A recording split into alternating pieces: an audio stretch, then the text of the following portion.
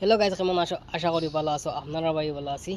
তো আগলাপুর কাটলি চলার বিধায়কের উপরে যে জগ শুরু করছেন করিমগঞ্জের ডিস্ট্রিক্টের মানছে, মানে আগলাপুর কাটলি চলার বিধায়কে তারা কিতা করছেন বা কিতা অপরাধ করলা, মানে বজরং দল পার্টি মিলিয়া কইতরা বঞ্চিত করবার লাগে। বাই অকল তোমার তো তালোর বাদ কারিয়া খাইছে না বেটায়, বেটায় তার ইনকাম করে কার জেলা করে কার, কিন্তু ওলা ইনকাম করো খাও, কিন্তু এটা জিনিস বালা নাই।